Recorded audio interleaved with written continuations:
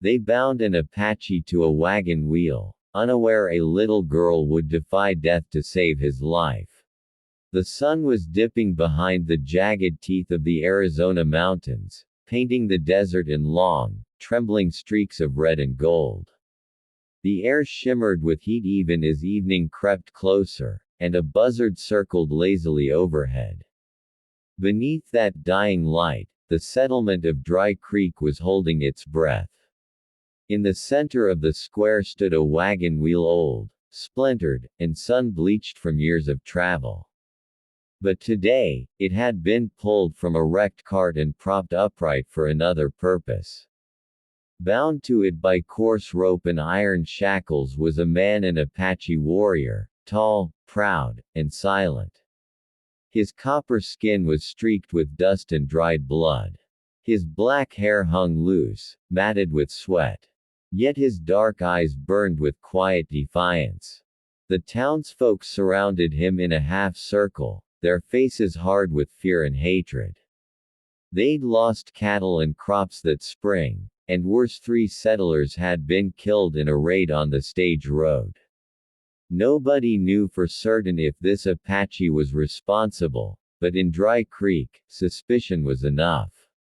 Sheriff Harlan stood before him, a broad-shouldered man whose gray mustache twitched with every word he spoke. "We've had enough of your kind spilling blood on our land," he said, voice carrying across the square.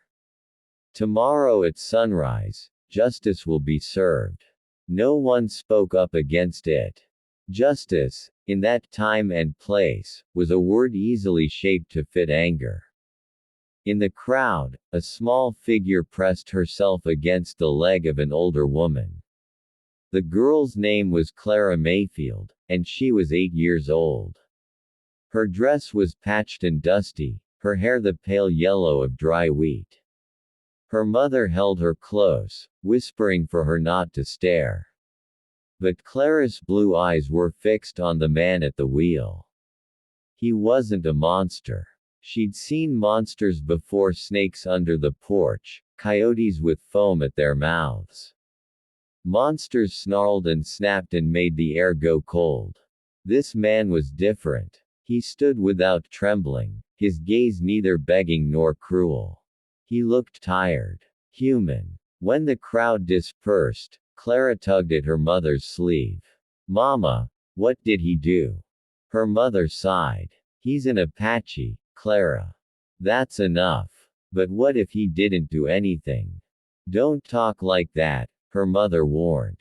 "You'll bring trouble." That night, the desert turned black and windless.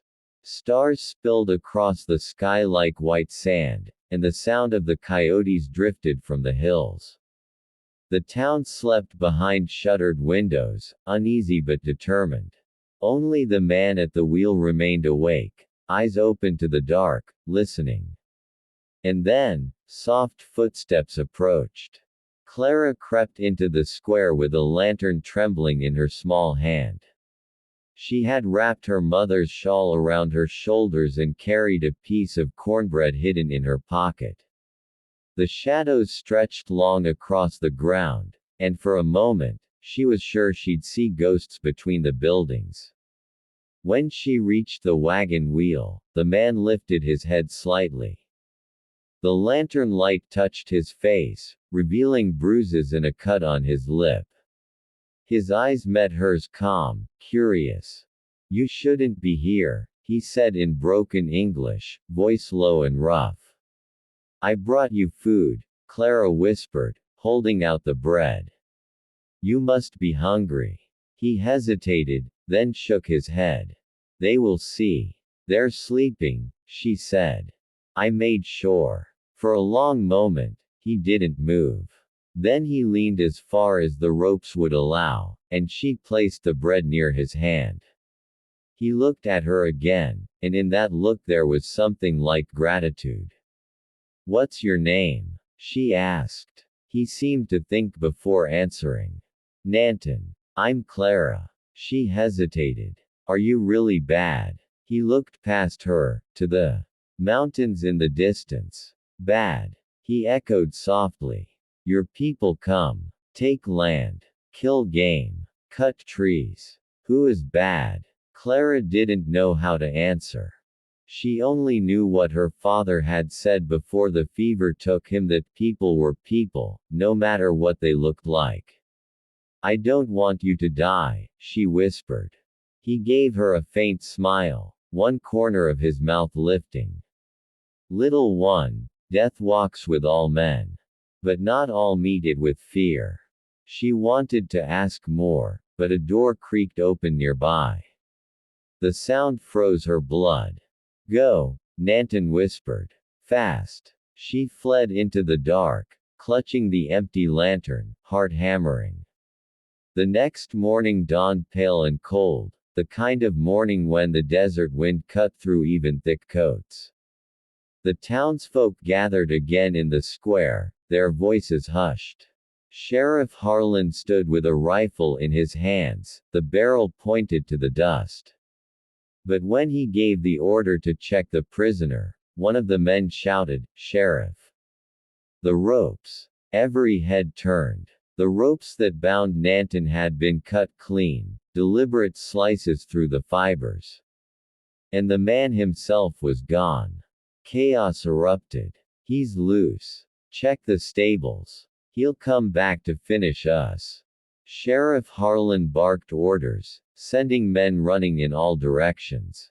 But Clara stood in silence, hands trembling. Only she knew where to look. The night before, after she'd run from the square, guilt had gnawed at her. She couldn't sleep. She'd thought of his eyes, his quiet strength. So she'd gone back, taking her father's pocket knife, creeping through shadows like a ghost.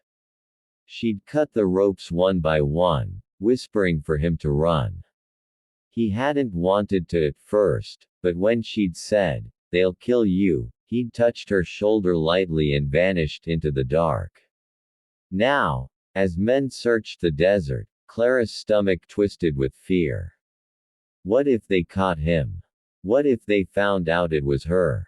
By afternoon, a storm rolled in from the west, thick with lightning and dust.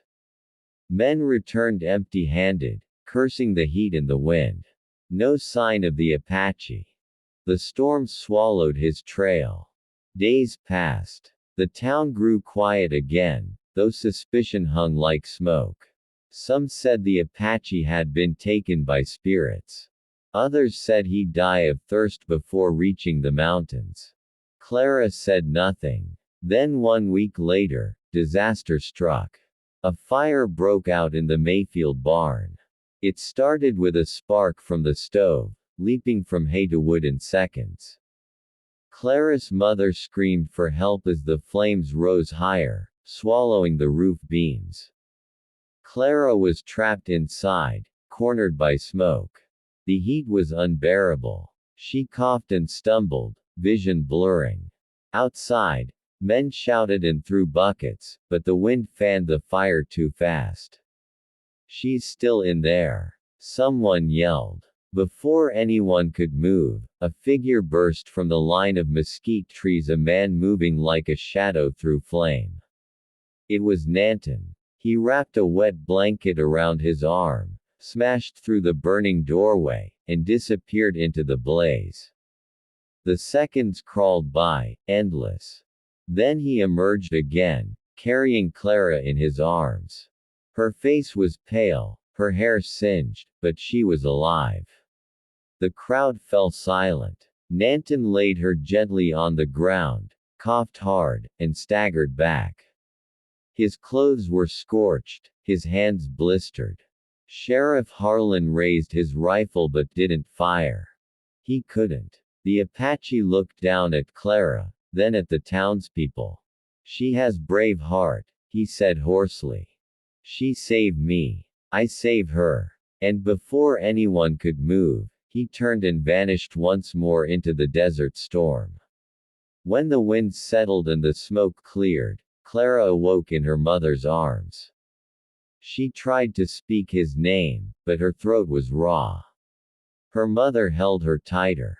"Rest, darling. You're safe." But Clara shook her head weakly. He saved me, she whispered. That night, as the town sat around what was left of the Mayfield barn, silence fell again. Sheriff Harlan stared into the ashes. Maybe we've been wrong, he muttered at last. From then on, no one in Dry Creek spoke ill of the Apache who vanished. The wheel was taken down, the ropes burned. Years later, when Clara was grown, she would often walk to the edge of the desert at sunset. There, among the stones and cacti, she would sometimes find small signs: an arrowhead, a painted feather, a bundle of sage left on a rock. She never saw Nanton again, but she knew he watched from afar. And when her own children asked why she smiled at the horizon each evening, she told them a story. She told them that once, when hatred ruled a small town, kindness broke its chains. She told them of a man who had been bound to a wagon wheel, and a little girl who defied fear and death to save him. And somewhere in the vast silence of the desert, the wind carried their story of courage, mercy, and the bond between two hearts that no rope could ever hold. The wheel had turned, and the world, for a moment, had learned to see with gentler eyes.